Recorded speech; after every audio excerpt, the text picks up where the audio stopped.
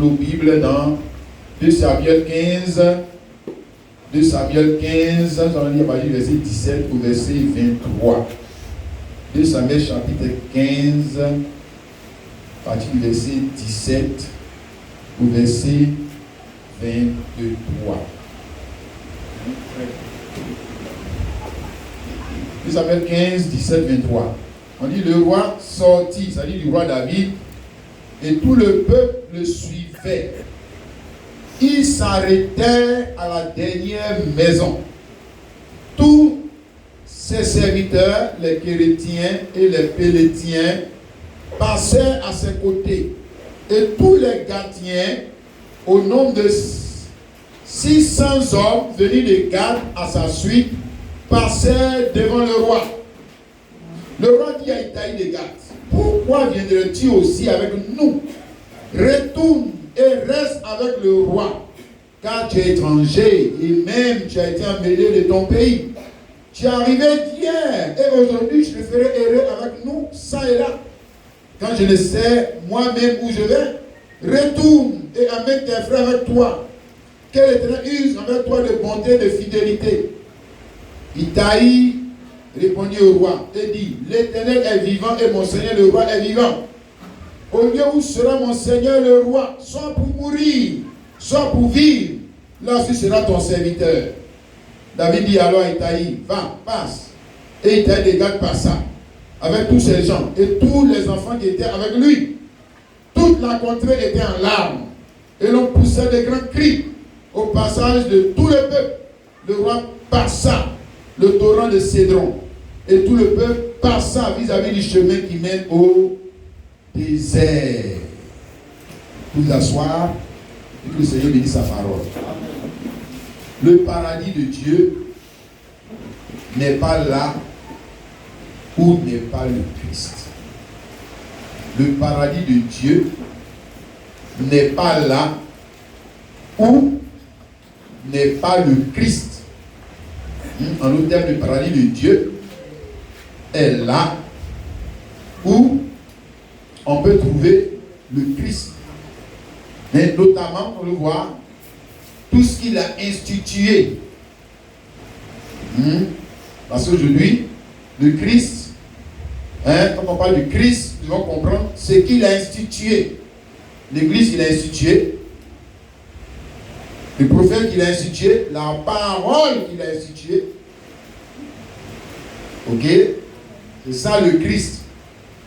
Donc le paradis de Dieu n'est pas là où n'est pas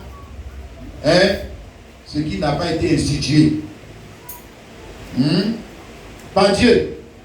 Mais ce qui a été institué par les hommes. On va le voir. Le Seigneur bénit sa parole. Donc, notre texte de l'Écriture nous ramène à un temps où il y avait un complot, une conjuration, une conspiration qui était en cours pour destituer David, le roi David, le roi que Dieu a établi, le roi qui incarnait la parole établie. Ici, il y avait un complot qui était en cours pour le dégager du pouvoir et pour établir un autre roi, celui que Dieu n'a pas établi, mais que les hommes vont établir. Celui qui était à la tête de ce complot, c'était le fils de David, Absalom. Et ici, la partie que nous avons lue, on nous dit que la conjuration, c'est-à-dire le complot là, était devenu tellement fort. Elle avait pris vraiment de l'ampleur. Ça commence doucement là. Il y a 2 personnes, 3 personnes, et puis ça a commencé à gagner tout le peuple. À telle enseigne que David, il n'a pas eu d'autre choix que d'abandonner le palais, d'abandonner le royaume. Et de fuir. sauver sa vie. Hein, par exemple, par une situation, quand on dit révolte populaire, toi qui es au palais là-bas, là, mon frère, il faut te chercher, toi, ta femme, tes enfants. C'est toi. Parce que si tu restes là, il te trouve là-bas. Ah. Tu vas même plus exister. Donc c'est la même chose avec David. On nous dit ici au verset 12, on va lire verset 12, 2 Samuel 15, verset 12 jusqu'au verset 14. On dit que pendant qu'Absalom offrait les sacrifices qu'il envoya chercher à la ville de Gilo, Achitophel, le Gilonite, conseiller de David. Maintenant, écoute bien. La conjuration, c'est-à-dire le complot, devient puissant. Et le peuple était de plus en plus nombreux auprès d'Absalom. Donc la conjuration, le complot commençait à gagner tout le monde et tout le monde commençait à passer du côté d'Absalom. Quelqu'un vient informer David et lui dit, le cœur des hommes d'Israël s'est tourné vers Absalom. Et David dit à ses serviteurs qui étaient avec lui à Jérusalem, levez-vous, fuyons. Nous allons. Hein? On dit printemps arabe. Ils ont levé tout le monde dans la rue, on dit dégage. On appelle le roi tunisien, le président tunisien bien égyptien. On dit dégage, mon frère. Dégage des. Il faut rester au pouvoir, tu vas voir ce qu'on te montrer. On dit David dégage. Ici c'est David dégage. Ils sont dans la rue, David dégage. David dit à ses serviteurs, levez-vous, fuyons. Car il n'y aura point de salut pour nous devant Absalom. Hâtez-vous de partir, sinon il ne tardera pas à nous atteindre et nous précipiter dans le malheur et frapperait la ville du tranchant de l'épée. Verset 23. Toute la contrée était en larmes et l'on poussait de grands cris au passage de tout le peuple. Le roi passa le torrent de Cidre et tout le peuple passa vis-à-vis du chemin qui mène où? Au désert. C'est au sens propre. Hein? Mais tu peux comprendre maintenant, non? Oui, ça va, non? Désert. Donc il quitte le palais pour aller où? Prend le chemin du désert, le chemin de l'exil. Exil forcé. Parce qu'il a perdu le pouvoir. Le peuple ne veut plus de lui. Hein? Et cela ne s'est pas passé, non pas par une prophétie. Cela s'est passé par ce qu'on appelle ça comment? Conspiration. Le mot est bien choisi. Conspiration, complot. Pour renverser celui que le Seigneur Dieu a établi et renverser avec lui tout ce qui a été établi par le Seigneur et puis installer qui? Celui que les hommes veulent. Les pasteurs que les hommes veulent. Les choses que les hommes veulent. On va voir ça tout à l'heure. On va expliquer. Ce qu'ils veulent là, c'est ce qu'ils ont mis. Ils ont dit pour Dieu, ils ont mis pour eux. Mais quand ils ont fait ça, là, ils n'ont pas changé le nom de l'église. Ils ont dit l'église de Jésus-Christ. Tu as vu ça, non? On dit c'est l'église d'Israël. Ils n'ont pas changé le nom de l'église. Vous dites l'église d'Absalom? Non, l'église c'est toujours l'église de Jacob. Ils ont changé. Amen. Et maintenant, ce qui va nous intéresser dans cette histoire, c'est l'attitude de Itaï de Gath. Hein? Itaï de Gath, c'est le verset 18, nous dit tous ses serviteurs, les chrétiens et tous les pélétiens passèrent à ses côtés. Et tous les Gathiens, au nombre de 600 hommes, venus de Gath à sa suite, passèrent devant le roi. Tu as vu ça, non? Gath là, ce n'est pas une ville d'Israël. Gath là, c'est les Philistins. C'est les Philistins. Il faut bien dire ça. Gath là, Goliath était de quelle ville? Gath. Gath là, c'est Philistin. Voilà. Donc, c'est ça qui va nous intéresser. Tu vois, non? Ce gars-là, lui, dans nos pays là-bas, ce n'est même pas son problème. On a traversé le roi de nos pays, lui, il prend ses enfants et puis il prend ses enfants. Il prend sa tribu et puis il suit le roi. Ah, il y a quelque chose là, n'est-ce pas, non? Alléluia. Et quand on lit la suite, on voit que la Bible verset 19, le roi dit à Itaï de Gath, pourquoi viendrais-tu aussi avec nous?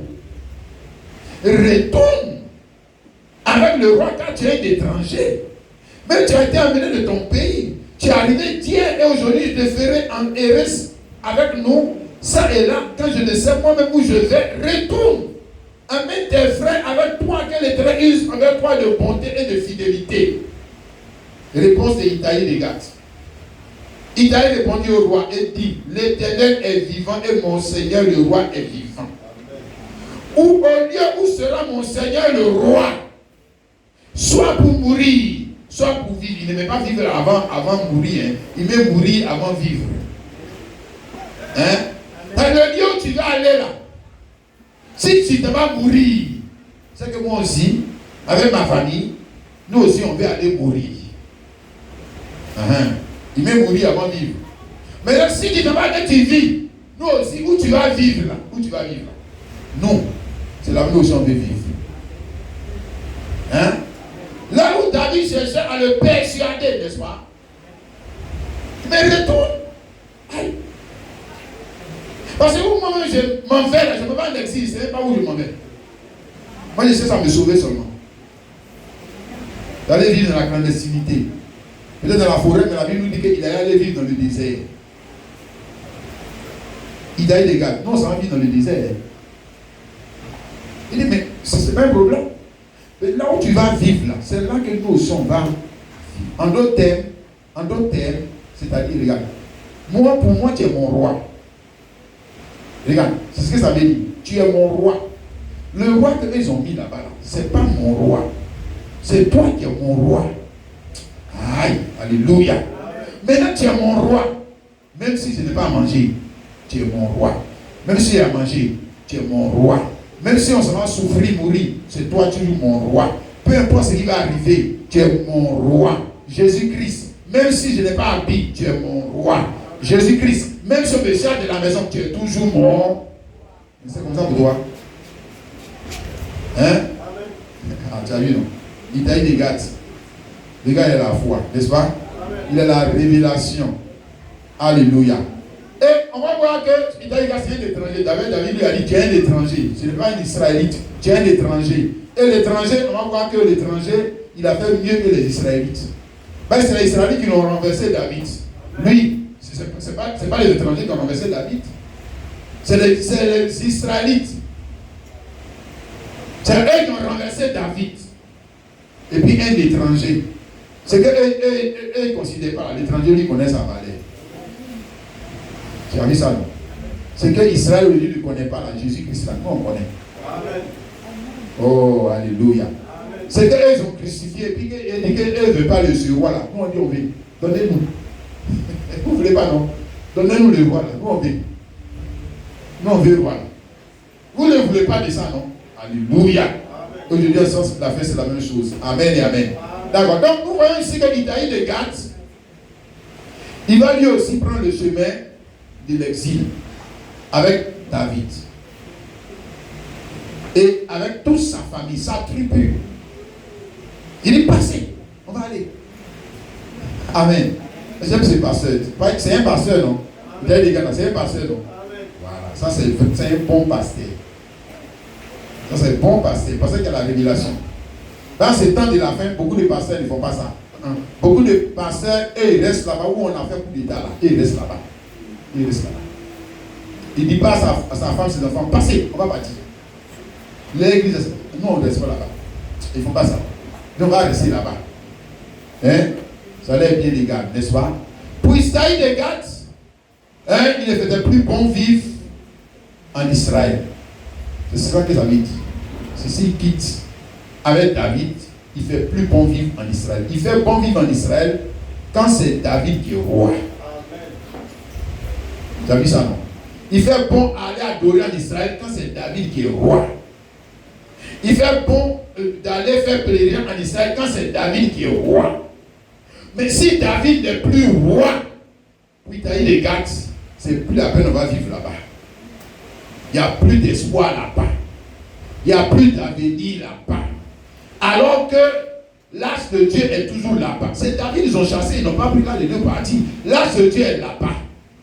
La tente où se trouve la tente d'assignation est toujours là-bas. Le trône est toujours là-bas. toujours là-bas. Toutes les, il n'a pas pris les maisons pour partir. Il n'a pas pris le trône pour partir. Il n'a pas. Si tu lis même le chapitre, tu vas voir. Les sacrificateurs voulaient le suivre. Il a dit retournez.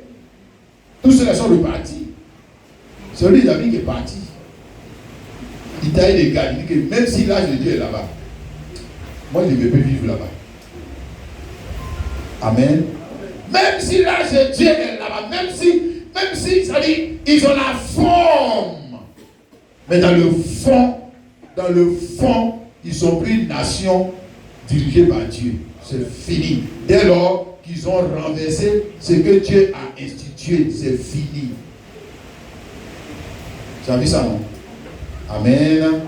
Amen. Donc, Itaï de Gath était là quand David était là. Il vivait là avec sa femme, ses enfants. Ils allaient au type de chant. Et puis un jour, ils ont renversé David. Il a appris ça. Il dit bon, on s'en va. C'est fini. Nous, on ne reste plus dans l'église là. On s'en va. Tu as vu ça, non? Amen. David a été contraint d'abandonner le trône. Comme on a lu là, lui, il a été contraint d'abandonner le trône. Hein? Donc, comme il a dit, fuyons, sauvons-nous. Parce qu'il n'avait pas le choix que de partir. Mais il t'a dit des gars. Qui l'a chassé? Qui a chassé David des gars? Personne. Tu as vu ça, non? David, lui, il est parti avec contrainte. Lui, c'est avec contrainte. Lui, il est parti pour sauver sa vie. Mais il t'a dit des gars. Qui l'a chassé? Personne. Qui a renversé son pouvoir? Personne. Qui a pris son champ? Personne. Qui a pris ses bœufs? Personne. Tu vois, non? Donc, lui, il ne suit pas David par contrainte. Hein? David, il fuit par contrainte. David, il amène le trône par contrainte. Mais il a des gars, lui ne suit pas, parce qu'il n'est pas obligé de le suivre. Hein, c'est pas ça? Il n'est pas obligé. Il peut rester chez lui. D'ailleurs, c'est ce que David lui a dit. Il retourne. Donc, il peut toujours retourner. Mais pourquoi est-ce qu'il choisit le chemin de l'exil avec David? C'est la question qu'il faut te poser. Hein, mon frère. Alors qu'il n'est pas obligé d'aller en exil. Et s'il se met en exil, ça veut dire qu'il abandonne son champ. S'il avait champ. Il abandonne ses bœufs, s'il avait peu. Il abandonne ses biens, s'il avait des biens. Il abandonne tout pour prendre le chemin du désert. Et puis il n'est pas obligé. Il n'est pas obligé. Personne ne l'a obligé. Et personne ne l'a chassé de sa maison. Donc je ne crois pas qu'il y ait lui aussi on l'a chassé de sa maison. Il n'a pas chassé de sa maison. Non. Lui, il s'en va volontairement. Tu me saisis, non? Mais pourquoi il s'en va volontairement? Hein? Alléluia. Parce que pour lui, là où il n'y a pas de place pour David, il n'y a pas de place pour lui. Il n'y a pas de place pour lui, non. Tu vois, on se rapproche, non? De ce que doit être le chrétien. Là où il n'y a pas de place pour la parole instituée par Jésus-Christ. Et puis toi, il y a place pour toi. Il y a un problème, non? Tu as vu? Là, il y a un problème. Tu n'as pas dit que c'est Jésus que tu veux suivre. Hein? Ils ont chassé Jésus. Et puis toi, tu dis, tu n'as pas dit que tu veux le suivre. Ah, maintenant, il suit le. Et puis là, il va commencer à mentir. Il dit que non, que Dieu est partout. Tu as vu? C'est un menteur. Tu n'as pas dit que tu veux le suivre. Le suivre, ça veut dire quoi? Ça veut dire, là où il est, pour mourir et pour vivre, c'est là que toi tu dois être. C'est ce que ça veut dire. Tu n'as pas dit que tu veux le suivre. Donc dans le jour dans lequel toi tu es, ce qui sont en train de faire subir, c'est ce que toi on doit te faire subir. Tu n'as pas dit que tu veux le suivre. Maintenant, si ici ils sont en train de faire subir la honte, l'humiliation, et puis toi, tu dis je vais te suivre. Et puis toi, tu ne vas pas subir la même chose. Tu es un menteur. Tu es un menteur. Itaï de Gath. Regarde cet homme. Et puis, tu vas voir comment la vie chrétienne, dans ce sens de la fin, la démarche ou la direction que doit prendre notre vie aujourd'hui. par rapport à ce qui se fait dans l'église. Ici, nous voyons un peu la démarche et la direction de prendre la vie des croyants par rapport à ce qui se fait dans l'église. Ici, là, c'est dans l'église. Le coup d'État a eu lieu dans l'église. Ce n'est pas les Philistins qui sont quittés là-bas venir renverser David. Non. C'est les enfants d'Israël qui ont renversé le gouvernement de Dieu pour installer leur propre gouvernement. Pour installer leur propre gouvernement.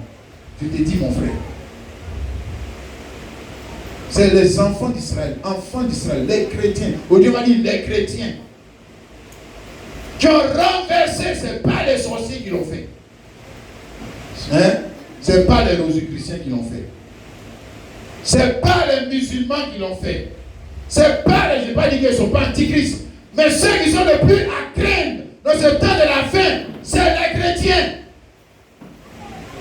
Parce que c'est eux qui constituent une menace pour qui? Jésus-Christ. Si tu ne peux pas comprendre, si les gens n'arrivent pas à comprendre ça, moi je me demande, ils lisent les Bibles là comment? Ils lisent les Bibles là comment? C'est qu'il y a un problème. Tu n'as jamais lu la Bible.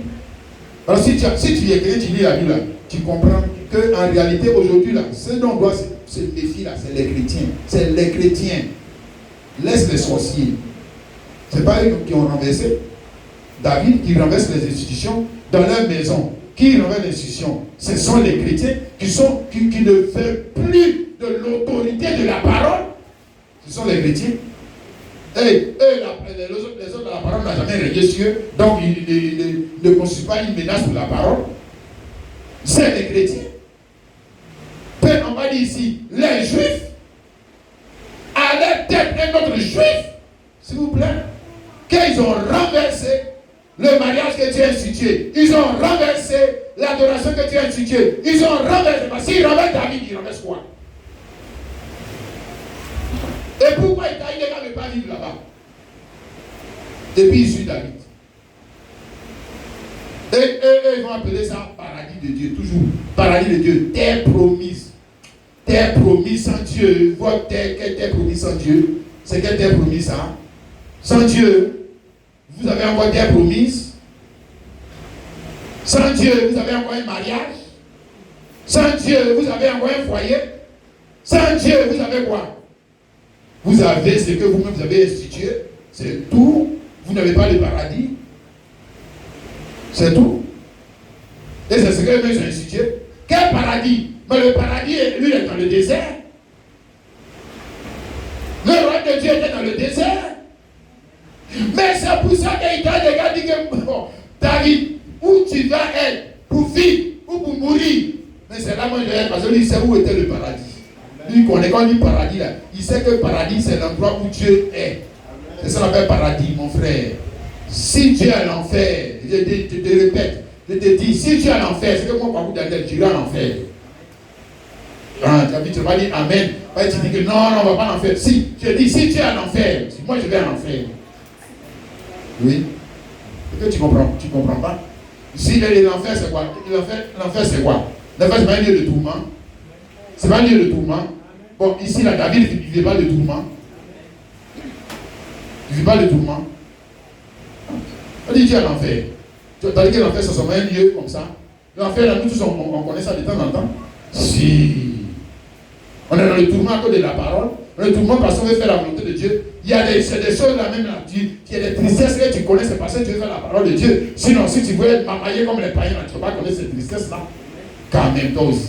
Sois sérieux. C'est parce que tu veux faire la volonté de Dieu que tu es triste, que tu pleures. Hein? Et que les gens se moquent de toi. C'est parce que tu fais la volonté de Dieu quand même. Sinon, si tu veux mamailler comme les autres là, tu rentres dans le paradis, dans leur Éden de Satan. Tu n'as pas besoin de pleurer. David pleurait. On dit le peuple était avec lui, pleurait. Tout le monde pleurait. Le verset 30. David montant sur la montagne des Oliviers. Il montait en pleurant. Et la tête couverte. Il marchait nu-pied. Et tous ceux qui étaient avec lui, se couvrirent aussi la tête. Il faut comme les rois. Il montait en pleurant, tout le monde pleure. Les autres sont là-bas, ils sont dans des rires, on n'a plus le pouvoir. Et ils dansent, ils font un capé, et c'est bien fait. C'est bien fait d'enlever le roi là maintenant. On va régner, c'est notre temps de régner. Hein? On lisait comme les enfants de Saül, Méphibosheth, et tous ces gens ont commencé à danser, et dire voilà, c'est pas lui qui a enlevé notre papa, c'est bien fait, on l'a enlevé aussi. Voilà, c'est bien fait pour lui. C'est Dieu même qui attend de le punir. Bon, entends, toi tu l'as suivi là, tu vas rire. Le roi pleure, toi tu pleures, toi tu chantes.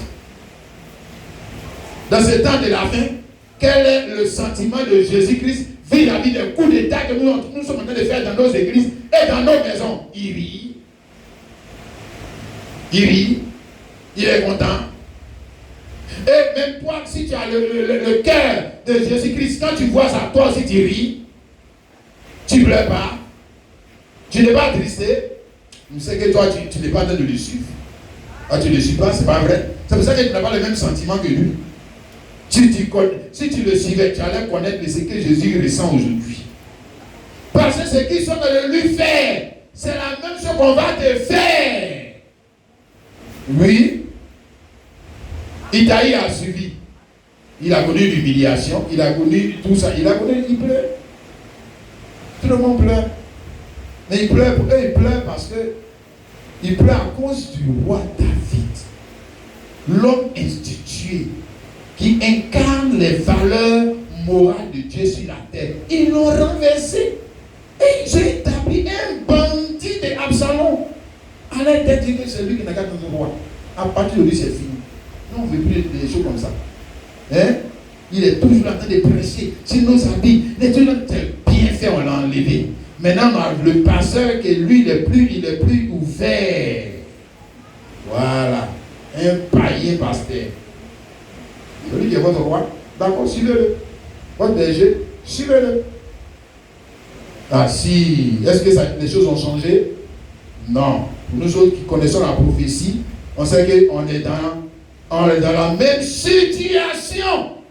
La situation qui a mené David à quitter le pouvoir, c'est la même situation que nous sommes en train de connaître aujourd'hui dans l'église. Si frère, elle est juste spirituelle. Et puis tu comprends ça. Alléluia. Ici, 2 Timothée chapitre 4, le verset 3 à 4. Dit qu'il viendra un temps où les hommes ne supporteront pas la sainte doctrine. Il viendra un temps où les gens ne supporteront pas la doctrine, c'est ce qui est établi. Mais comme une sainte doctrine, on parle de ce que Dieu a établi. La direction qu'il a établie. Doctrine aussi, c'est le médicament établi par une doctrine vient le docteur. L'enseignant qui vient avec la doctrine, avec le médicament. Ils ne vont pas supporter le médicament. Ils veulent plus. Qui c'est toi, mère? Hein? Mais il y a la démonstration d'entendre des choses agréables. Ils se font voir. Ils se donneront un fou de docteur selon leurs propres désirs. Voilà coup d'état. Est-ce qu'on parle des païens? On parle des musulmans? Non. On parle des chrétiens. Ils vont faire ça. Ils vont renverser leur état.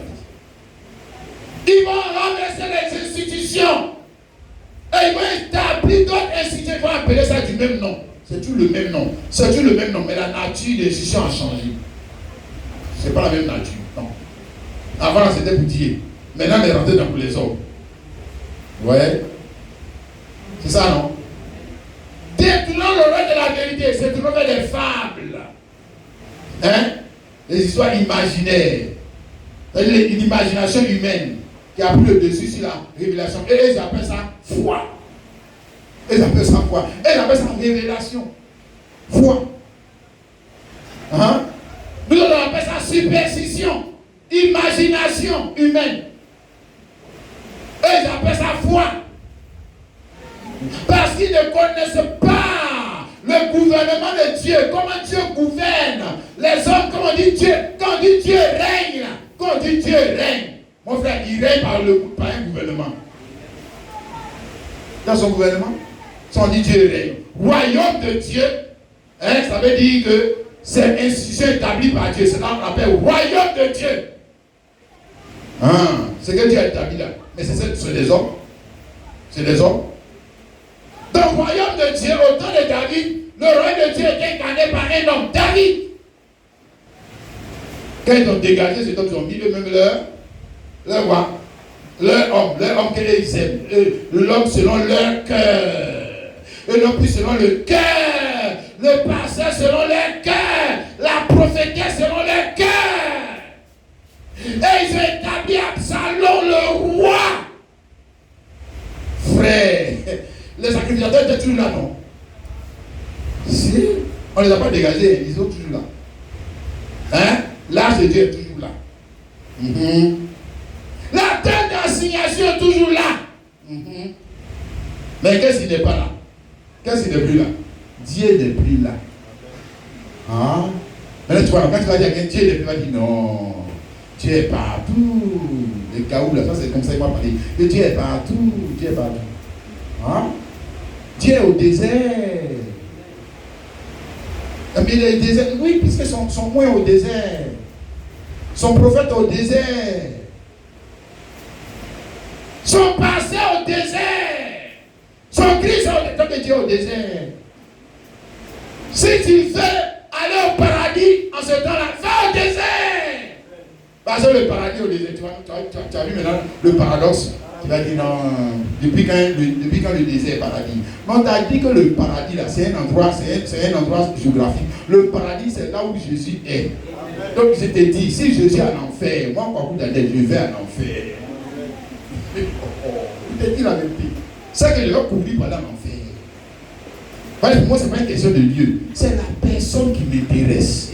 Donc où il est là, c'est là où moi je vais être. Point final. Il n'est plus au ciel. Il est en enfer. Et puis il dit non, on n'a qu'à partir au ciel. On ne va pas au ciel, on va en enfer. Hein? Il y a des gars qui il n'est plus sur le trône. Là-bas, il est où? Au désert. Et puis on dit non, allons à Jérusalem. Il dit, moi je ne vais pas à Jérusalem. Moi je vais au désert. Amen. Il est au désert. On va aller au désert. Tu as vu ça, non? Amen. Donc, nous sommes en train de vivre la même situation dans l'église. Voyez-vous, on doit actualiser la parole de Dieu. Et tu vas te rendre compte que ça, c'était surtout un présage. Ça présageait de ce que allait se faire dans les âges de l'église. Allait se faire aussi avec nous. Voyez, amen. Ici, et Apocalypse chapitre 2, le verset 6, ils ont dit, tu as pourtant ceci, c'est que tu es les œuvres des Nicolaïtes, œuvres que je hais aussi. Donc dans le premier âge de l'église, au commencement de l'église, il y avait quelque chose que Jésus-Christ haïssait les œuvres des Nicolaïtes. Il n'est pas dit que les œuvres des Nicolaïtes, c'est les œuvres de la chair, les manières de voir le gouvernement de Dieu.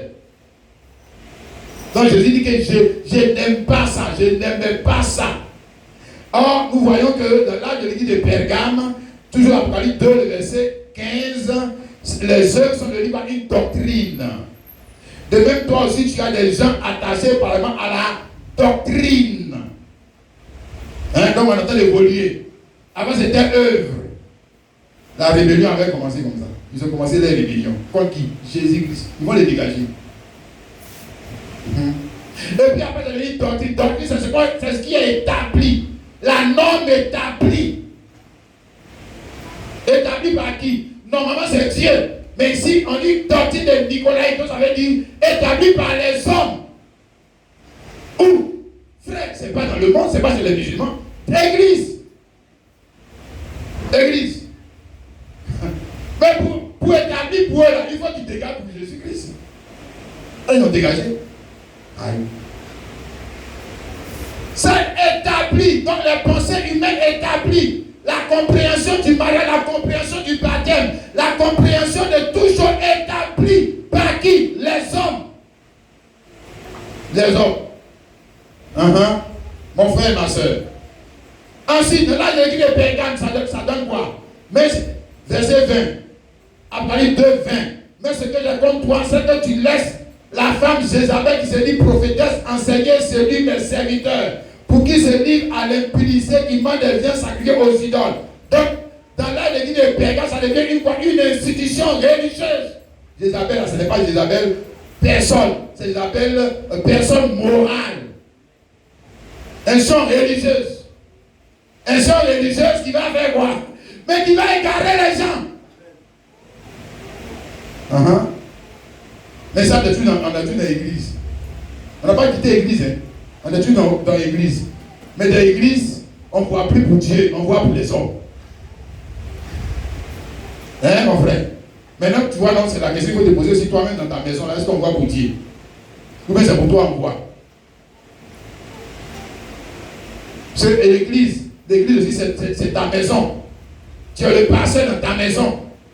Dans ta maison, là, on voit pour Dieu, bien c'est pour toi, mais on voit. Arrivé un moment, tu as fait coup d'état aussi dans ta maison, tu dis, ma maison, c'est l'Éternel. Mais quand on rentre là, on voit que ce qui est là, c'est pas pour Dieu, c'est pour toi. Mais c'est pour tes parents, les gens de ton village. C'est même coup d'état là. Aïe. Parce que ce qui s'est fait dans cette maison doit être sous quoi? La doctrine. Ce qu'il a établi. C'est tout. Mais à un moment, ça gêne les gens. Et puis les gens chassent Jésus-Christ de leur maison. Ils disent, moi, c'est bien écrit, moi, ma maison, c'est l'Éternel, mais ce n'est pas vrai. C'est plus moi, ma maison, c'est l'Éternel. C'est moi, ma maison, c'est quoi? Les doctrines des Nicolaïtes. Moi et ma maison, nous sommes quoi? Oh, tu as vu ça, non? Amen et amen. Donc, ce que je vais te dire, c'est que ce qui s'est passé là, on va l'actualiser dans deux temps. Le temps où Jésus a été crucifié et puis notre âge. Ce qui s'est passé ici présageait d'abord ce qui allait se passer du temps du Seigneur Jésus-Christ. Ok? Et nous savons comment du temps du Seigneur Jésus-Christ, nous savons comment il a été crucifié. C'était le roi établi par Dieu. Le roi, le fils de David. On est bien d'accord avec ça? Qui l'a crucifié? C'est pas les Philistins. Israélites. Tu as vu, non? Alléluia. C'est les Israélites qui l'ont crucifié. En ce temps-là aussi, le complot contre lui, il y avait un complot contre lui, non? Il y avait une conjuration, non? Si, pour le renverser, pour le tuer. Tu vois, non? Et quiconque voulait le suivre devait prendre le chemin de quoi? La croix. Si tu veux le suivre, mais tu prends le même chemin que lui l'avait. Et ce n'est pas différent encore aujourd'hui.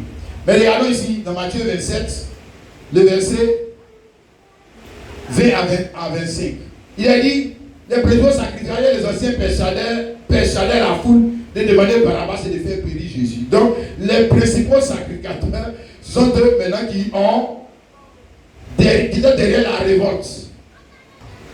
Des serviteurs de Dieu qui étaient derrière la révolte et qui ont mené le peuple non pas à se révolter contre le péché, mais à se révolter contre le bien. Et l'homme qui l'incarne à le crucifier. Moi je pose la question, frère, si tu étais dans ce temps-là, qu'est-ce que tu allais penser? C'est les hommes de Dieu. Et ils ont toujours dit la vérité. Mais les hommes de Dieu là, ils étaient à la tête de quoi? D'une révolte. Contre qui? Dieu. Pour lui faire quoi? Les dégager. Et puis instituer quoi? Leur propre compréhension de quoi? De l'écriture. David ici, ils ont persuadé la foule de demander Barabbas et de faire périr Jésus. David, lui, ne l'a pas tué. Mais ici, comme la parole est bien parlée, on voit où ils sont arrivés. N'est-ce pas? Le gouverneur prend la parole et dit, lequel de Dieu voulez-vous que je vous dise? Il répondit Barabbas. Mais là, c'est votre nom. Il dit démocratie. Mais la démocratie peut être biaisée. La démocratie est biaisée quand ceux qui font campagne font tous campagne pour le mal. Pour persuader les gens de ne pas choisir le bien. Ne choisissez pas le bien. Et de présenter le bien comme étant le mal. Et le mal comme étant le bien. Tu vas choisir quoi? Tu dis c'est pas la même révolte. Si c'est la même révolte. Et tout le monde a répondu parce que c'est lui que ils disent, toi, va Assieds-toi à la maison, c'est lui qui est libre. Ils ont répondu comme qui a dit de répondre. Les principaux sacrificateurs, ne choisissez pas Jésus, choisissez Barabbas. Ne choisissez pas ce que Dieu a institué. Maintenant, vous avez choisi des bandits, des voleurs, si vous. Pilate leur dit, que ferait-on de Jésus qu'on appelle le Christ? Tous répondirent qu'il soit crucifié. Regarde frère. Si tu étais là, tu allais penser quoi? Hein? De ça. Le gouverneur dit, quel mal a-t-il fait? Il criait encore plus fort qu'il soit crucifié. Et puis c'est leur voix qui a fini par l'emporter sur la voix de qui? Dieu. Si. La voix de la révolte attend de l'emporter sur la voix de Dieu. Si. La voix, frère Bernard dit que la voix du monde parle plus fort que la voix de Dieu dans ces derniers jours. C'est vrai. La voix des religieux parle plus fort que la voix de Dieu dans ces derniers jours. Puisque la voix des religieux, là, est en train d'entraîner un mouvement qui est en train de se lever contre qui? Dieu. Dieu. Dieu. Pour renverser tout ce qu'il a institué. Hein? Même le mariage, ils sont en train de renverser ça. Dans les églises, mesdames, des hommes peuvent se marier, des femmes peuvent se marier. C'est dans l'église. On n'a qu'à tout renverser. Dieu là, il est trop compliqué. On n'a qu'à tout renverser pour établir pour nous, pour établir Barabbas. Des voleurs, des brigands. Dans l'église. Leur voix a parlé plus fort. Et aujourd'hui, leur voix parle plus fort. Et nous ici, on crie, là, on est combien ici? Et quand ils crient là, il y a combien qui les écoutent? Voilà. C'est ça, la voix parle plus fort. Quand les gens se sont levés là-bas contre David pour venir l'enlever, frère, même si tu allais te placer là, et puis il dit, vous vous trompez, ils vont marcher sur toi pendant l'enlever David. C'est moi qui dis. Ils vont t'écouter. Ta seule voix là peut faire quoi? Rien. Ça ne peut pas changer quelque chose. Crie comme tu veux. Dans ces jours-là, on dit qu'ils soient crucifiés. Moi, je suppose qu'il y avait 2-3 personnes. On dit qu'ils soient crucifiés. On dit qu'ils soient crucifiés. Qu'ils soient crucifiés. Si moi, je crois que vous était là avec vous, on aurait dit qu'ils ne soient pas crucifiés. Mais les gars, par exemple, mon frère, 2-3 personnes qui disent qu'ils ne soient pas crucifiés. Et puis maintenant, des milliers qui disent toi, ils t'ont noyé, mais mon frère. On n'entend même pas pourquoi. On a dit que tout le monde a dit qu'ils soient crucifiés. Non, il y a d'autres qui ont dit qu'ils ne sont pas crucifiés. On ne peut pas les entendre. On ne peut pas les entendre. Parce que la voix de la révolte est devenue plus forte que la voix même de la raison. La voix de la révolte. La voix de la conspiration. Tu peux comprendre, mon frère? Si est plus forte, ne t'attends pas à ce que la voix de Dieu soit plus forte que la voix de la conspiration. Non. Non. Autrement, quand ils partaient enlever David, on allait les arrêter. Quelqu'un allait parler et dire, mais vous vous trompez. Vous-même, vous savez que David, c'est le moins de Dieu. Vous savez que David, c'est les prophéties, Samuel a dit, ou les prophètes avaient dit, ça est dans vos Bibles là. Mais vous savez tout ça, c'est le roi que Dieu a choisi, sa descendante. Vous savez, c'est l'écriture. Il allait les raisonner. Oh, c'est pas possible. C'est pas possible. Ici, fils de David, le vrai moins. On dit, on le crucifie ou on ne le crucifie pas? Qu'il soit crucifié, il était plus fort qu'on ne le crucifie pas. Non, crucifiez-le. Crucifiez-le. Tu as vu ça, non? Tu dis Amen. Bien, maintenant, dans ce temps de la fin, je te dis que nous sommes en train de vivre, la même scène. Mais la même scène se vit dans l'église. Et comme la même scène se vit dans l'église, d'abord, vous et moi, dans ce temps de la fin, nous avons un choix à faire. C'est vrai que nous avons eu le choix que nous avons fait pour accepter Jésus venir à l'église. Bien. Mais le choix que nous devons faire maintenant, ce n'est même pas accepter Jésus venir à l'église. Le choix qu'on doit faire, c'est je suis du côté des conjurés, je me mets de leur côté, ou bien je me mets du côté de qui? Des gens qui agissent comme les Gatiens, comme Itaï de Gath. Je suis de quel côté?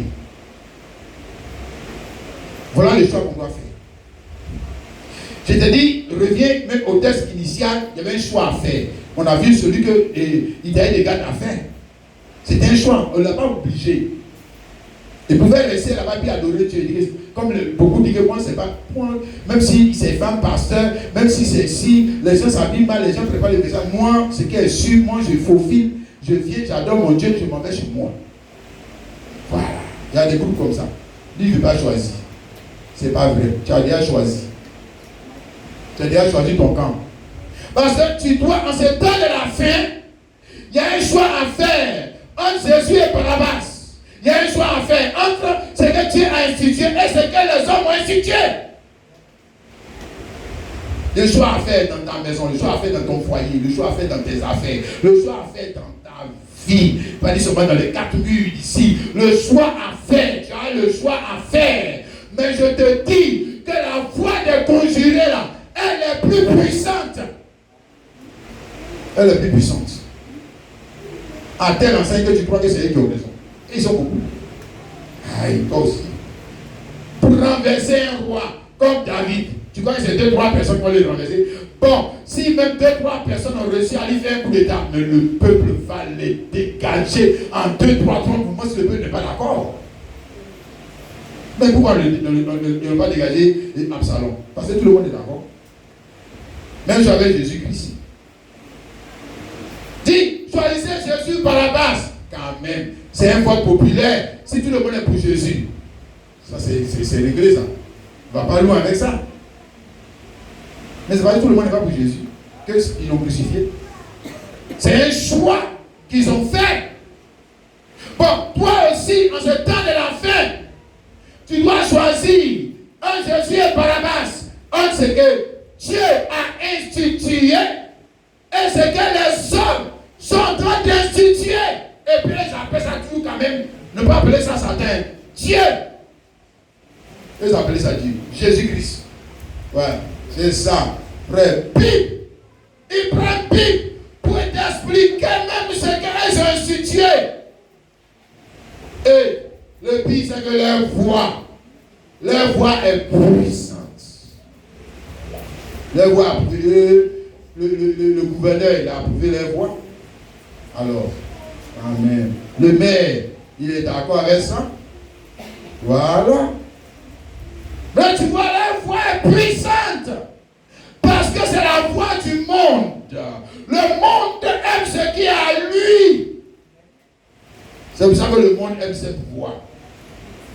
La voix de Jésus-Christ. Hey. Ça, c'est une autre voix. Alléluia. Amen. Tu as un choix à faire. Église. Oh, alléluia. Tu as un choix à faire entre les vêtements que Dieu a institués et les vêtements que Dieu n'a pas institués. Tu as un choix à faire entre le malade que Dieu a institué et le malade que Dieu n'a pas institué. Tu as un choix à faire entre la réussite que Dieu a instituée et ce que les deux ainsi de suite. Si, tu as un choix à faire. Alors, on connaît le malade que Dieu a institué. Et puis on connaît celui que Dieu n'a pas institué. On connaît aussi les vêtements que Dieu a institué, ce que Dieu n'a pas institué. On connaît chaque chose que Dieu a institué. Dieu a son institution. Pasteur que Dieu a institué et puis celui que les hommes ont institué. Église que Dieu a institué et puis ce que les hommes eux, vont venir instituer pour eux. Si, il y a pour les hommes, il ne faut pas te blaguer, ma soeur, il y a pour les hommes. Les hommes qui sont chrétiens, qui en ont marre de ce que Dieu a institué et qui cherchent un Christ comme Absalom pour venir leur donner ce qu'ils veulent. Ce qu'ils veulent. Si, ils ne sont pas à la recherche de David, ils sont à la recherche d'Absalom. Il faut venir donner ce qu'ils ont vu. Les gens là, non, ils sont en définitive avec eux. Si, c'est là le choix aujourd'hui. Frère, les gens pensent que non, je suis déjà chrétien, j'ai déjà choisi. Tu mens, c'est maintenant que tu vas choisir. Tu mens. Relis bien ta Bible.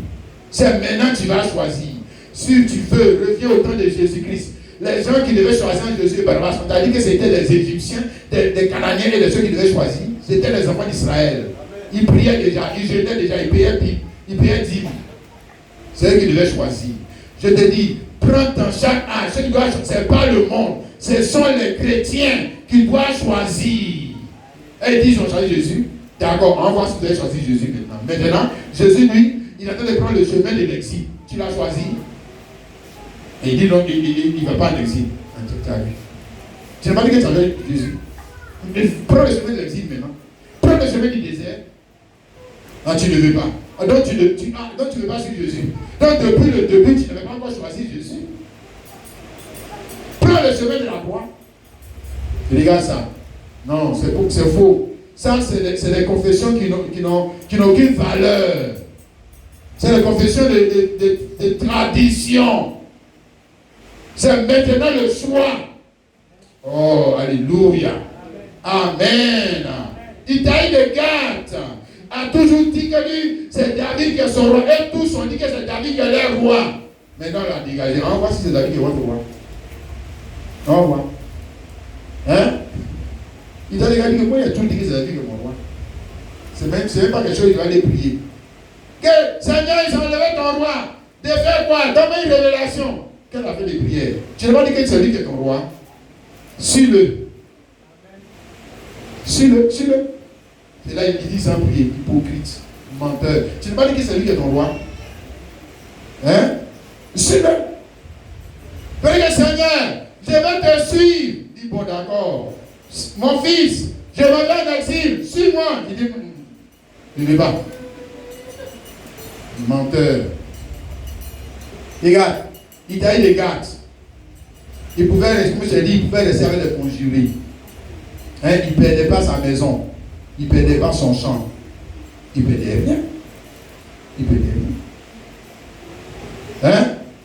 Voilà. Nous autres, on est dans le fait de doctrine de prospérité. Les gens sont dans la doctrine de prospérité là. Regarde. S'il recevait les conjurés, il recevait son champ. Il recevait son bétail. Il recevait sa maison. Toi, tu aurais choisi quoi? S'il suit David, il perd son champ, il perd sa maison, il perd son bétail. Pour aller vivre où? Au clair de lune. Dans le désert, il n'y a pas de maison. Il n'y a plus de maison. Maison habillée. Et mon frère, tu veux le suivre? Et David me lui a dit, et puis David même encore lui dit, mon petit, là où je vais, moi-même, je ne sais même pas ce qui sera mon sort. C'est même pas la peine de me suivre. Il dit, mais toi, tu joues. Depuis le début, moi, je t'ai dit que tu es mon roi. Toi, mon roi. Et je ne m'amuse pas, c'est toi qui es mon roi. Donc, ce n'est pas une question de tu es mon roi parce que je mange bien. Ce n'est pas une question de tu es mon roi parce que j'ai une maison. Je dis que tu es mon roi. Maintenant, même si je n'ai pas de maison, tu es toujours mon roi. Tu es mon roi. Frère, il n'a pas le Saint-Esprit. Regarde sa voix. Et nous, on dit qu'on a le Saint-Esprit. Dans ce temps de la fin, hein, mon frère, ma soeur, alléluia, il reste à les conjurer, il va tout avoir, sauf qui? Dieu. Il n'y a pas Dieu. Il a tout, mais il n'y a pas Dieu. Il est marié, mais il n'y a pas Dieu. Hein? Il a eu travail, mais il n'y a pas eu de Dieu. Il a perdu Dieu. Il dit, c'est pas bien grave, moi je vivais cette affaire. Et Jésus dit, à quoi tu essaies de gagner le monde si tu perds ton âme? Il dit que c'est pas bien grave, que c'est une bonne affaire. Je dis que non, c'est pas une bonne affaire. Que ça te sert à moi de gagner tout et puis de me perdre moi. Il dit, non, que c'est pas bien grave. Si moi j'ai le monde et que je n'étais pas toi, c'est pas grave. Toi, pour toi là. Au début, il y a des gens comme ça qui viennent avec leur imagination. Au début, je me dis, pardon, laisse-moi rentrer. Et puis, je rentre. Voilà. Mais tu l'avais régné, non? Quand il prenait le chemin de l'exil, non? Quand il pleurait, non?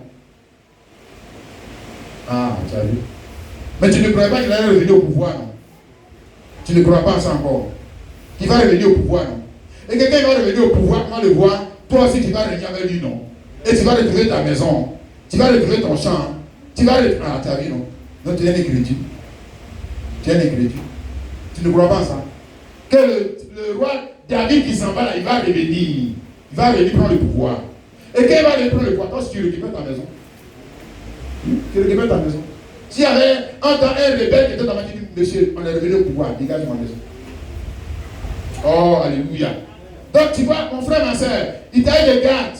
Comme on dit, c'est un bon calculateur. Il sait qu'il va le suivre. S'il le suit, oh, alléluia. C'est vrai, il va perdre des choses. Mais au moins, il a le paradis. Il a Dieu. Il a l'approbation de Dieu. Il a la faveur de Dieu. Il a la fidélité de Dieu. Il a la grâce de Dieu. Et ça vaut mieux que tous les trésors. Si, frère. Alléluia. La présence de Dieu. Être avec David, c'est la présence de Dieu. Quelqu'un me comprend ça? Tu dis Amen, non? Être avec David, c'est la présence de Dieu. Être dans la présence de Dieu. Être loin de Dieu. Il ne peut pas supporter ça. Il ne peut pas supporter. Lui, il est en train de bien manger, puis David est là-bas dans le désert. Non, lui ne peut pas supporter ça. Il ne peut pas supporter ça. Non. Il dit à David, moi je vais mourir. Cette séparation, je ne peux pas accepter. Je ne pourrais pas supporter ça. Je ne pourrais pas manger, je ne pourrais plus dormir. Donc je préfère aller avec toi. Alléluia. Amen. Je parle d'une relation, ici, il a dit, je suis ton serviteur. Ça, c'est la relation de serviteur qui appelle là, c'est la relation d'épouse. Épouse. Je ne peux pas supporter ça. Le fait qu'il est loin, ou qu'elle soit loin, tu vois, même si tu es à l'aise, mais le fait qu'il soit loin, moi je parle de Christ, ou qu'elle soit loin, ça tu ne peux pas supporter ça. Donc je préfère être avec toi. Si on va manger à Dieu, ou bien quoi, on mange ça ensemble. Ta présence me rassasie. Ta présence me compte bien, Jésus-Christ. Ta présence me rassasie. Oh, alléluia. Moi, je parle de David. Et lui, c'est un modèle. Et si un homme pouvait avoir une telle fidélité pour un modèle, toi, tu dis que tu es l'église de Jésus-Christ. Quelle devait être ta fidélité pour Jésus-Christ? Une telle fidélité pour un modèle. Un homme que son rêve va passer. Regarde comme il est fidèle. Il taille des gardes. Regarde sa fidélité. Mon frère, on a à apprendre, non, n'est-ce pas? Le psaume 65, il dit ici, dans le psaume 65, alléluia, il dit, le verset 5, heureux celui que tu choisis et que tu admets à ta présence. N'est-ce pas? Alléluia. Il m'a dit, il est au ciel. Hein. Il amène dans sa présence. Heureux parce que pour lui, sa présence doit être pour nous quelque chose qui est beaucoup plus que tout ce qu'on peut désirer. Si, Église, la présence de Dieu, comme Itaïe qui disait, ta présence. David, moi je vais être dans ta présence. Je vais te servir. Même dans le désert, je vais te servir. Dans ta présence, c'est ce que je veux. Et David dit ici que heureux celui que tu choisis et que tu amènes en ta présence pour qu'il habite tes parvis. Nous nous rassasierons du bonheur de ta maison. Oh, alléluia. Il parle. Amen. Il va se rassasier de nourriture seulement. Non, on ne se rassasie pas seulement de nourriture. Non, on se rassasie de sa présence. On ne se rassasie pas seulement du bon vêtement. Ça ne rassasie pas seulement du fait que je suis rassasié parce que j'ai maintenant la maison que je voulais. Je suis rassasié parce que j'ai la voiture que je voulais. Non, non, non. Même si on a tout ça et qu'on n'a pas sa présence, il y a quelque chose qui manque. Et c'est là que David dit ici, nous nous rassasierons du bonheur de ta maison. Nous nous rassasierons du bonheur de du bonheur de ta présence. Nous, c'est notre nourriture. Alléluia. Ça, il dit, tu vois, mon frère, ma soeur, le fait qu'on soit ici, c'est aussi sa présence. Nous nous rassasions pas seulement de pain, seulement de vêtements seulement. Amen. C'est rassasié, on s'est rassasié après avoir consommé quelque chose. Mais nous parlons ici de sa présence, qui est pour un produit de consommation. Aïe. Frère, est-ce que tu as faim de sa présence? Église de Jésus-Christ, est-ce que tu as faim de sa présence? Alléluia. Amen et amen. Est-ce que tu as faim? Tu vois, non? Si tu as faim de sa présence, tu vas le voir. Vous voyez ici, quelqu'un qui a faim dans sa façon de prier, on connaît. Sa façon de chercher, on connaît. Sa façon de faire, on connaît. Et puis quelqu'un qui est rassasié aussi, sa façon de faire, on connaît. On connaît ça, on voit sa motivation. Et pourquoi il fait Dieu là, pourquoi il parfoue à faire de Dieu là comme ça? Parce qu'il est déjà rassasié. Aïe, quand même. C'est parce qu'il est rassasié qu'il fait ça. C'est parce que les choses du monde l'ont rassasié. Alors qu'en temps normal, c'est la présence de Jésus qui doit nous rassasier. Qui est notre première nourriture, sa présence. Donc on peut manquer de tout. On peut même accepter de manquer de tout, mais pas de sa présence. C'est pas possible. Et puis, je manque de sa présence, et puis je suis à l'aise. J'ai ri. Je ne suis pas malheureux. Aïe! Qu'est-ce qui ne va pas avec cette épouse-là? Épouse pendant qu'on appelle l'église aujourd'hui là, qui n'aime pas la présence de Dieu, qui préfère les choses du monde que la présence de Dieu, et qu'elle manque la présence de Dieu, ça ne l'attriste pas. Aïe! Écoute derrière Dieu pour la présence des nourritures, pour la présence des vêtements, pour la présence de tout, sauf Dieu lui-même. Il y a un problème. Et regarde l'Italie des gaz.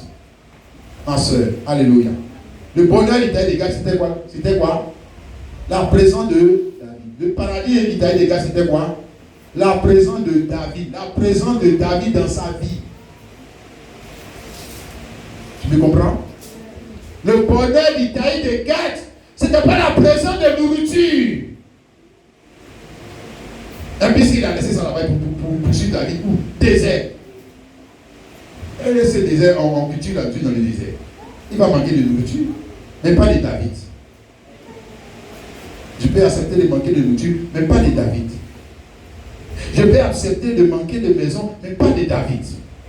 Je peux accepter de manquer de tout, mais pas de David. Toi, non. Non. Non. Et David incarne la présence. De qui? Christ. Tu me saisis, mon frère? Alléluia. Or, la présence de Christ était où? Frère? Désert. C'est comme ça au désert. Les enfants. Tu vois, le père de famille, il dit comme ça, tu vois, tu réunis tes enfants, ta femme. Dis que le temps arrive, on s'en va au désert. Il ne faut pas te comprendre. Mais on s'en va au désert, on va quitter nos maisons. On va quitter nos désert. Imagine-toi un peu. Hein, ils n'ont pas fait les siennes, les enfants. Vous dites non, ils vont commencer à goûter. C'est quel papa ça? Hein? Les autres papas, ils sont bien dans leur maison là-bas. Est-ce que Dieu n'est pas partout? Non, il faut suivre les pères. Ils ont suivi les pères. C'est ça, non? David dit alors Itaï, va, passe. Et Itaï passa avec tous ces gens et tous les enfants qui étaient avec lui. Ils sont un peu, les enfants de Itaï, des gars qui sont un peu comme on va dire quoi? Comme Isaac. Hein? Isaac, il va avec son papa pour aller adorer. Il va dire qu'on va ensemble adorer. Arrivé, il dit que mais où est l'agneau? Il dit que Dieu va pouvoir l'agneau. Le fils dit, Dieu va pouvoir l'agneau. Mais arrivé devant maintenant, il faut que le papa vienne l'attacher. Mais pourquoi il s'est dit papa? Il dit non, papa, tu as dit que le gars là va pouvoir l'agneau. Il ne faut pas me tuer ici. Moi, je ne suis pas dans vos adorations bizarres. Et regarde Isaac, il se soumet. On le place sur l'autel. Il ne crie pas, il ne se débat pas. Hein? Le frère, c'est vraiment, on se demande quelle sorte d'enfant nous on est. Hein? Mais je vais parler aussi aux enfants, à nos enfants.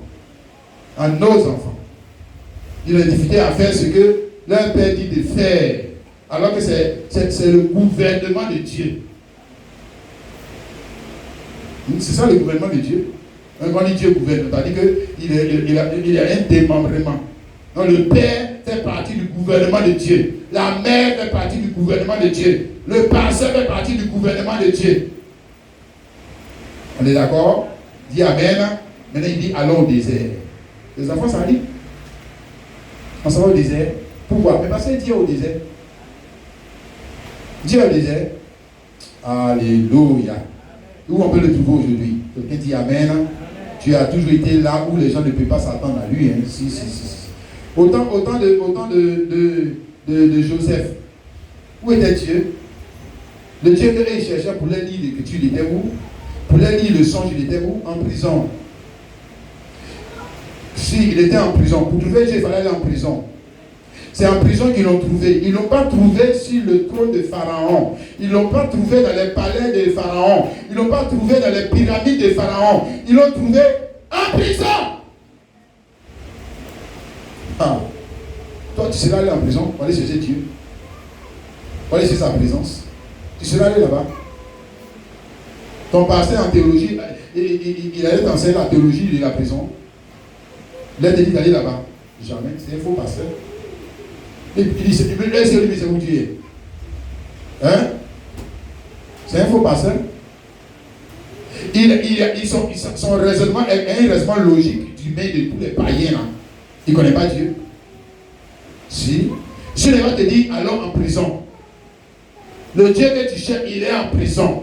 Son gouvernement est en prison. Sa présence est en prison. Celui qui peut dire le mystère de la parole, il est en prison. Il va crier sur toi, toi tu es bête. Depuis quand Dieu va aller faire quoi en prison? Lui, le Dieu, il va aller en prison pourquoi?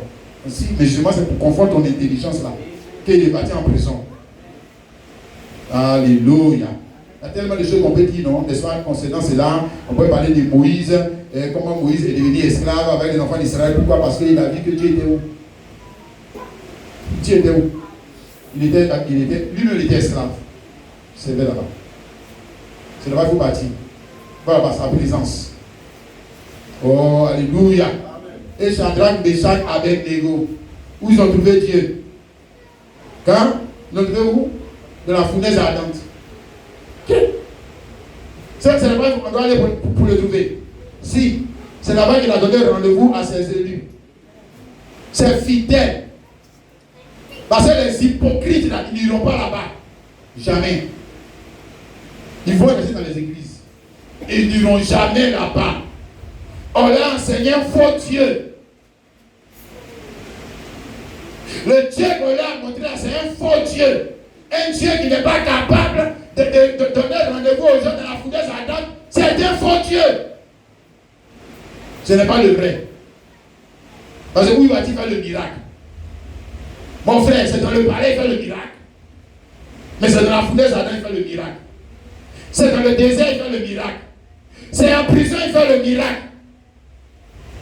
Où va-t-il monter sa grandeur? Mon frère, lui, il est déjà grand. Mais donc, il sera dans ta faiblesse. Donc, il doit t'envoyer toi aussi au désert. Pour te voir au désert, il te dit, moi maintenant, je suis déjà au désert. Mon fils, trouve-la moi là-bas, je vais te faire le miracle. Il dit, je ne vais pas. Ah, bon, donc toi, tu n'as pas dit que tu veux sur Dieu. Regarde ça, mon frère. Il t'a eu des gardes. Si on revient à ce texte de l'écriture, c'est formidable. Donc, tu vois, donc, on a la foi de cet homme. Amen. Dis Amen. Donc, il a dit, pour les autres, c'est était bien égal. Regarde. Pour les autres, là, les autres qui sont restés là-bas, là, ça allait bien égal. Hein. David, lui, il a dit, et David ou Salomon. Ça change quoi? Ça change rien. Si c'est David qui nous gouverne, on dit demain c'est Salomon qui nous gouverne. David est au désert. Ça fait quoi? Dieu est là. C'est ce qu'ils vont dire. Dieu est là. Tu vois, non? Ça fait quoi? Pour eux, ça fait quoi? Qu'on baptise au nom du Père, du Fils et du Saint-Esprit ou au nom de Jésus. Ça fait quoi? La Bible s'en fiche, je sais pas, mais qu'est-ce que Dieu a institué? C'est pas son problème. Ça fait quoi? Si c'est les femmes qui prêchent, ou bien si c'est les hommes qui prêchent, l'essentiel, c'est qu'on croit à Jésus. Ça fait quoi? Il y a des gens comme ça. Aïe. Mais Dieu n'a rien institué. Non, on ne sait pas ce qu'il a institué. Non, on prêche, on est sauvé. C'est tout. Hein? Tu vois, quand tu prends ce texte de l'écriture, il y a des gardes à David. Regarde, aujourd'hui, c'est comment les gens se comportent. Regarde. Quand tu leur montres ce que tu as institué, il te dit, c'est pas grave, c'est pas le plus grave. Donc ça veut dire qu'il y a des gardes de bêtes de suivre David. C'est ce que tu es en train de me dire. Il est bête de suivre David. Qu'est-ce que ça fait quoi? Si c'était Salomon ou David, ça fait quoi? Ça ne fait rien. Est-ce qu'ils ont cassé l'âge? Ils n'ont pas cassé l'âge. L'âge est humain. Est-ce qu'ils ont dit de ne pas faire pèlerinage à Jérusalem? Est-ce qu'ils ont dit de ne pas faire l'affaire de Pentecôte? Est-ce qu'ils ont dit de ne pas faire l'affaire de Pâques? Est-ce qu'ils ont dit de ne pas faire l'affaire des moissons? Est-ce qu'ils ont dit de ne pas payer la dîme? Non, ils n'ont pas dit ça. Alors, mais où est ton problème, toi, pasteur? Pourquoi vous êtes tous sur les détails comme ça? Voilà. Pour laisser les détails. Bon, dans ce cas-là, pourquoi David aussi, et on a enlevé David depuis ses problèmes pour Italie des gars. Pourquoi c'est un problème? Il enseigne les choses de Dieu. Alléluia. Dis Amen. Ça fait quoi? Si on croit le message d'Abraham ou on ne croit pas le message d'Abraham. L'essentiel, c'est de suivre Jésus-Christ. Un frère de Boaké, une fois j'ai croisé ici, il me dit ça. Oh. Les gens même qui ne sont même pas des enfants de Dieu. Toi, tu es en train de distribuer un brochure d'un serviteur de Dieu, c'est écrit dessus, son nom est dessus, tu es en train de distribuer, puis tu me dis que l'essentiel, c'est de suivre Jésus-Christ. Mais telle la brochure que tu distribues là, c'est Jésus-Christ. La brochure que tu distribues là, c'est Jésus-Christ qui est dessus. Et ça fait quoi? Si on ne suit pas Branham et qu'on croit l'essentiel, c'est de croire en Jésus. Hein? Donc Apocalypse 17, c'est pas institution de Dieu.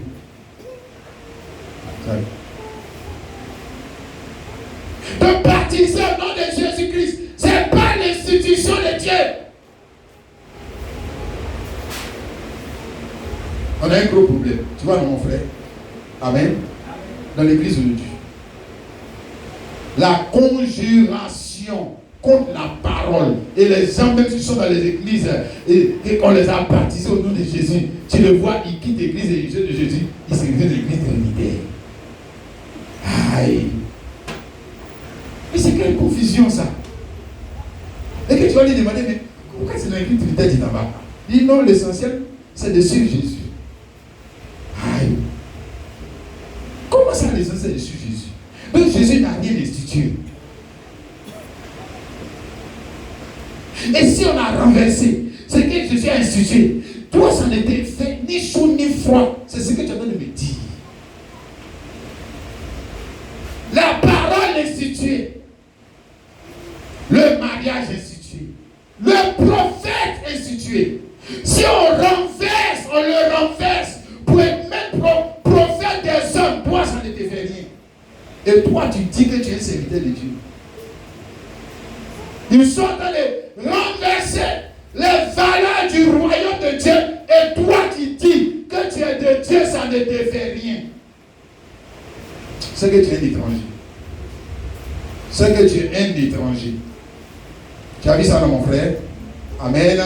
Bien, maintenant, voyons comment Jésus a blâmé l'église, non? N'est-ce pas, mon frère, ma soeur? Quelqu'un dit Amen. Amen. Tu vois pourquoi il a blâmé l'église du temps de la fin, non? Il dit qu'elle est comme Apocalypse 3, le verset 17. On est parce que tu dis, je me suis enrichi. Je n'ai besoin de rien, tu ne sais pas que tu es malheureux, misérable, pauvre. Pourquoi il la blâme? Pourquoi il la blâme? Parce qu'elle est quoi? Elle ne veut pas le suivre où? Au désert. Elle ne veut pas. Elle ne veut pas le suivre. Et tous ceux qui ne veulent pas le suivre, il les a blâmés déjà. Ici. Il les a blâmés. Vous êtes des faux. Vous êtes des plaisantins. Alléluia. Parce qu'en ce temps de la fin, Jésus est où? Jésus est où? Jésus a pris le chemin de où? Désert. Si, mon frère. Le chemin de l'exil. Apocalypse 3, verset 20, voici, je me tiens à la porte, je frappe. Ils l'ont mis dehors. Il me tient à la porte, ce n'est pas au sens propre, au sens figuré. Son institution, où les choses instituées ont été mises à la porte. Donc si tu mets ce que Jésus a institué à la porte de ta vie, c'est que c'est Jésus que tu as mis à la porte. Voilà. S'il a institué quelque chose, et puis toi tu mets ça à la porte, c'est que tu as mis Jésus à la porte. Tu vois? Ça veut dire que tu es en train de suivre ce que les hommes ont institué. Ça veut dire que tu n'es pas en train de suivre Jésus-Christ. Amen. Parce que dans ce temps de la fin, pour suivre Jésus-Christ, Tu vas te retrouver en dehors, hein, de ce que les hommes ont institué. Tu vas te retrouver à faire ce que les hommes n'aiment pas. Tu dois te retrouver à adorer comme ce que les hommes n'aiment pas. Alléluia. Et tu vas connaître aussi les douleurs, les mêmes douleurs que Jésus-Christ. Amen. On va lire des détails de l'Écriture, Apocalypse chapitre 17, le verset 14. Il dit, ils combattront contre l'agneau, et l'agneau les vaincra, parce qu'il est le Seigneur des seigneurs et le roi des rois. Mais il n'est pas le seul à les vaincre. Les appelés, les élus, les fidèles qui sont avec lui, les vaincront aussi. Ok? Amen. Bien, ce qui m'intéresse, ce sont qui? Les appelés, les élus, les fidèles qui sont avec lui. Alléluia. Vous pouvez pas dire qu'ils le suivent. N'est-ce pas? C'est pour ça qu'on l'appelle les appelés, les élus et les fidèles. C'est parce qu'ils le suivent. Ils le suivent partout où il va. Partout où il va, ils le suivent. Parce que pour eux, le paradis est où? Mais où il est? C'est là où il est, c'est là où il y a le paradis. Dis Amen. C'est là où il est. Donc, quand il sort de l'église juive, et puis il prend sa croix pour aller vers les nations, ils le suivent. Ils le suivent. Ils sont appelés, ils sont élus, fidèles. Et une personne fidèle, c'est une personne qui est constante. Hein? Ou alors, qui reste avec une personne. Peu importe ce qui va arriver à la personne. C'est ça fidèle. Dis Amen. Donc il reste avec cette personne. Ce n'est pas une question de ça va bien, je suis là. Ça va bien, je ne suis plus là. Non. Ça va bien, je suis là. Ça va pas bien, je suis là. Où tu vas, je suis avec toi. Je suis fidèle. Dis Amen. Regarde, on ne prend jamais, même dans les hommes, même quand ils font leur gouvernement là. Ils peuvent prendre les hommes comme ça, mais après, ceux qui vont rester avec eux là, c'est de qui? Les fidèles. Donc il y a appelé, même dans les hommes, chez les hommes, gouvernement des hommes, il y a appelé, il y a élu, et puis après maintenant il y a quoi? Fidèle. Fidèle. Donc si tu es appelé, c'est bien. Maintenant deuxième étape, élu, élection. Et puis après maintenant, fidèle. Fidèle là, maintenant c'est quoi? C'est les vertus. Les vertus que toi-même tu développes vis-à-vis de celui qui t'a appelé et élu. Tu es fidèle. Surtout au temps de la main là. Tu es fidèle. Pas dire fidèle quand tout va bien. Ça, n'importe quel hypocrite peut faire ça. N'importe qui. Mais fidèle alors que tout ne va pas bien. Mais pourquoi on est fidèle? Parce qu'on sait que c'est Jésus. Que les gens sont de le rejeter, c'est un parent institué. Que les gens rejettent, c'est elle qui va venir au pouvoir. Nous on sait. Alléluia. C'est pour ça qu'il a dit qu'il était fidèle. Il sait que le gars là, il va partir, il va revenir. Alléluia. Et nous savons que la parole qui a été rejetée pour ce jour, c'est elle qui va revenir au pouvoir. Non, on est fidèle. N'est-ce pas? Oui. Parce qu'on sait que c'est elle qui va finir par régner. Amen. Alléluia. Que le Saint-Esprit nous bénisse, frères et sœurs. Qu'il nous fortifie dans notre marche avec lui, les frères et sœurs. Et que nous regardons seulement à Christ. Et non pas à l'environnement, mais à Christ. Et peu importe l'environnement dans lequel il évolue. Restons fidèles. Reste fidèle, ma soeur. Reste fidèle. Si tu restes fidèle, alors tu vas connaître son glorieux retour. N'est-ce pas, frères et sœurs? Amen. Il a dit ici, et on va terminer, Marc chapitre 8, le verset. Marc chapitre 8.